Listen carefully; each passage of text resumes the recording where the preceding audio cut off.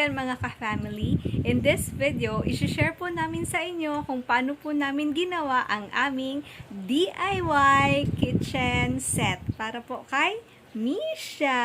Happy ka ba? Gumawa Yes. tayo. Okay, so Ginawa ito po, ng papa ko. yes, ginawa po ng Papa Martin niya at tinulungan ko na rin po. Kaya, we will share sa inyo kung paano po namin yun ginawa. So, ito na po.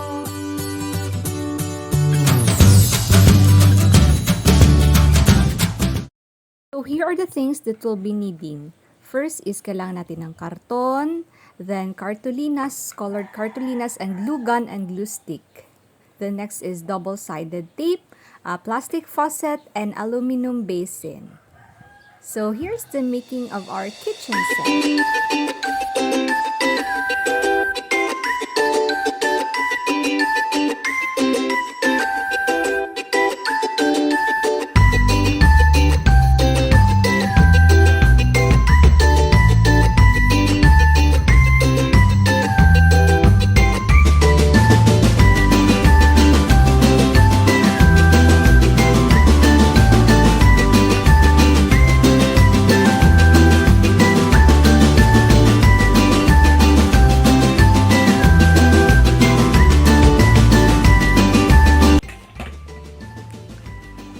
So, ito na po si Misha. She's playing her new kitchen toys. Yung kanyang DIY kitchen set.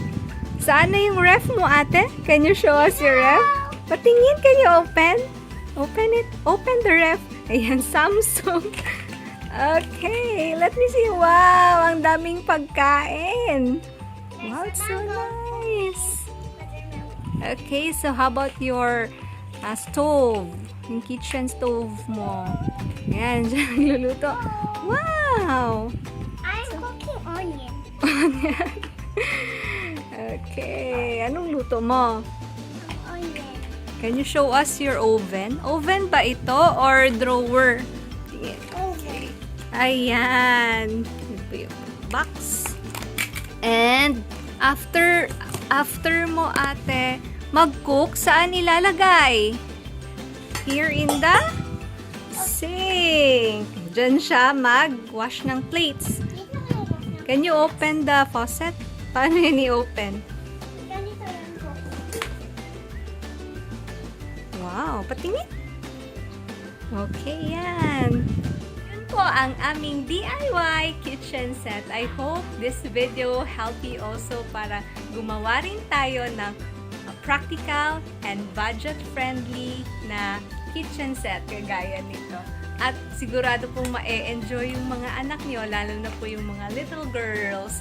So, ito lang po ngayon. And don't forget to subscribe our YouTube channel. Let's say bye! Bye. Bye! Yan ang next video. Bye! Bye! See you again in our next video vlog.